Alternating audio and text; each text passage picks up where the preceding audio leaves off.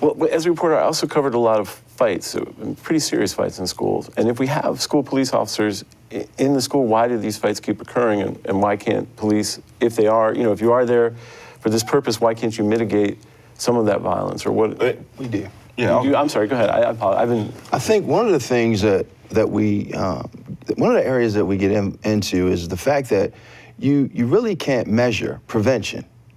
Okay? Mm-hmm. So if you come in and, you report on 2 major fights, all right? Mm-hmm. How do I give you the data to report on 6 fights that never occurred because of human intelligence that was brought to the police officer in the building, the police officer making proper notifications, engaging parents, administrators, and the students who were involved, right? And bringing that situation to a close before it escalates into a fight. And so that's one of the areas that's very difficult for us to really present to the public, because it's just very difficult to measure prevention. But I know that we are involved in a great deal of prevention within the Baltimore City Public Schools. The young man spoke about traveling to and from school. You asked a question about areas, communities around the school. Our schools are a microcosm of the things that take place in our communities, okay? So you have gangs in the communities, you have gangs that try to infiltrate the school. You have drugs in the communities, drugs make their way into the schools. As a reporter, you know that. We have violence in the communities. It's made its way into our schools. We've had homicides, and unfortunately, it has made its way into our schools.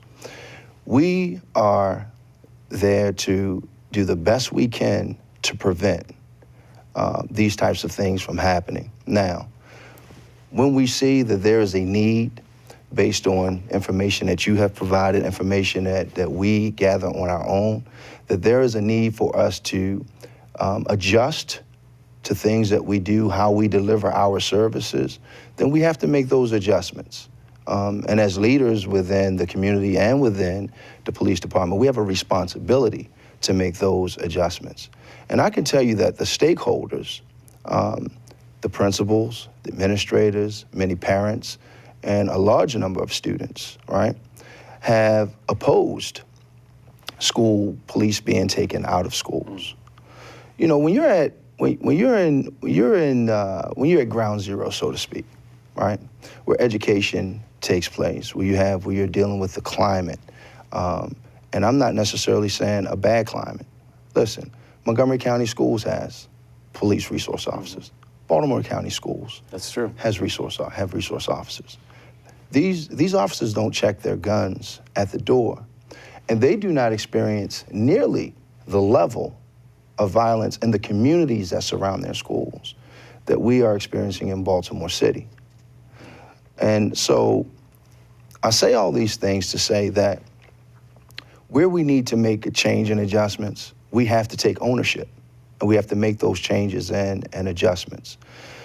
A lot of our students who come to school, when they leave school, they immediately go into a survival mode for a multitude of reasons. That survival mode causes several things. It causes retention of the information that they may have received that day. It may distract them from accomplishing things that they need to do at home that are educationally based. And then they stay in that survival mode, many of them, not all, but many of them stay in that survival mode until they walk back through the doors of the school. But when you see the video, all you can say is that they're experiencing the same thing from the school police that they're experiencing. That is not all. I would submit to you that is not all that you can say. What you can say is that you saw a video. That's what you can say, okay? And I would no more allow one video about any situation, right? I wouldn't allow a video about a news reporter, right, who committed some act that may not be consistent with what we've seen from all news reporters, define every news reporter. But are you saying there's a context in with that video, what he did was justified? I'm not saying that it was justified. Okay. I'm saying to you that I would no more view any action or any behavior, you know what I'm saying? Yeah, that's reasonable. That is an anomaly. Here's why I'm saying it's an anomaly. Unless you tell me that you're seeing videos like that on a consistent basis, all right? If the students are telling me that they see videos like that on a consistent basis, then I would say that if the news is reporting videos like that on a consistent basis, then I would say that that's a norm. But I would say that this is an exception. I would say that this is an anomaly. Let me turn to the students. Is that what you saw, that video, was that anomalous behavior? Was that unusual behavior? Or is that something you see? I mean, I've asked you this before, but do you agree that that behavior was something that was very, unusual? Not at all. It's not unusual. We see it in different... With school police officers. Right. It may not be caught on film. Every incident may not be caught on film, but there are incidents in schools where police are abusing the child or they're doing something with the child. It's just not exposed as much as that one was. So how do you answer that? I would disagree. You disagree? Yeah, I would disagree.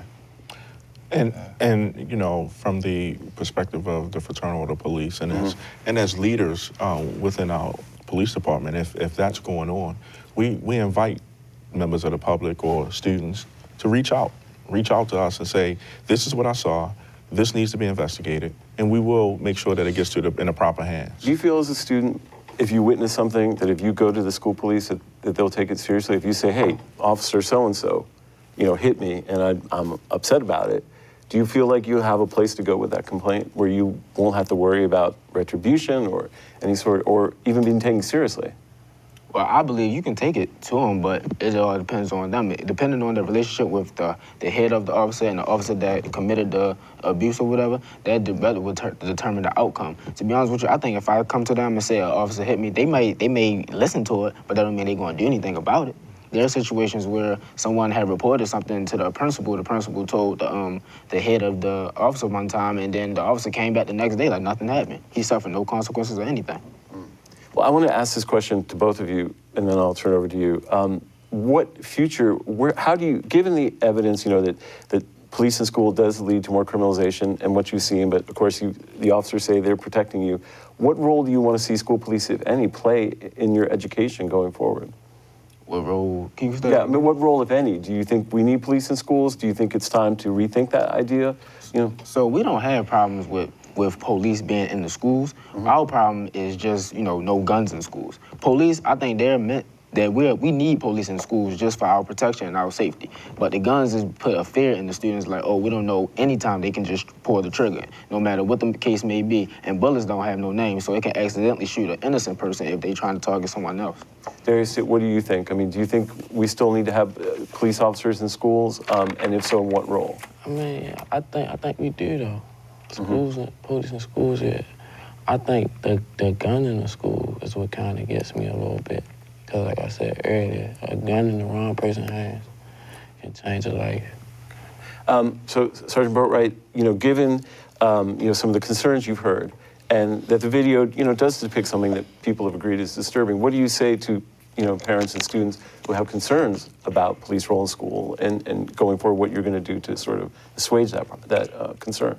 Well, in 1991, the Maryland State Legislature felt as though that security in Baltimore City schools needed to be elevated to police. That was done by the Maryland General Assembly. And with that, I mean, if you look back at the history of our department, in 1967, the school safety division was started in Baltimore City in 1967. But moving forward, our schools had to change along with the times of our city. So what I would submit to the parents and students, an unarmed police officer is no different than a security officer. And security officers / hall monitors have their role. That's not a shot at them. Mm-hmm. They have their role. But when you say police have to be the keeper of the peace and the one that will step in between you and danger. And you can't step in between danger and a student or danger and a staff member without having the proper tools to equip yourself to do the job. So, Jonathan, what do you say to students or parents who are concerned, who see this violence on behalf of a school police officer and say, we don't want police in the school? So as a parent of students who have graduated from Baltimore City Public Schools, as a parent who still has 2 children in public schools, I understand what the concerns are. I also understand that there have been a number of people, and I'm going to say a small number of people, who have created this boogeyman effect about a school police officer being armed. Listen, my teenage son goes to the mall with his friends. He goes to the Towson Mall. There's never any less than 5 or 6 police officers in that mall who are armed, right? When my teenage son goes to hang out in the mall. My son has never come home and told me, you know, Dad, I really couldn't shop and I really couldn't focus on buying that T-shirt I wanted because there was a police officer in the mall, and that officer was armed. And somehow that just totally took my mind away from the task at hand, which was to have a good time with my friends and shop. He goes to the movie theater, all right? The movie theaters that he attends, there are armed police officers in the movie theater. Now, he's just going there to get a box of popcorn and enjoy a movie. Never has he come home and said to me, Dad, I really couldn't enjoy the movie because all I continued to think about was that cop in the lobby that had that gun on, and I really couldn't. So I think what we have to do is we have to put things in perspective. We have to identify agenda, all right? And we have to match those things, and we have to contrast those things with good, prudent decisions. And it's prudent to continue to protect the students of Baltimore City Public Schools. And I would submit to you in closing that the students of Baltimore City deserve no less protection than the students in the other 24 school systems around the state of Maryland. Because we have to wrap up, Darrell, I want to give you last word. Anything you want to say in response to what the officer said? Well, I just want to say you cannot compare, you know, your life outside of school to your life in the school. In-school police have a certain role, and the function of school police does not need a gun. They meet now the function of outside of regular police. Of course, they need a gun because there's potential danger anywhere you go. The mall, there's danger. The movies, there's danger. But in school, I don't think they need a gun. Okay. Well, listen, I really appreciate this discussion. It's been very enlightening. I appreciate you sharing your insights. Okay. Thank you. And hopefully, I'll be back soon. My name is Stephen Janis, and I'm a reporter for the Real News Network in Baltimore.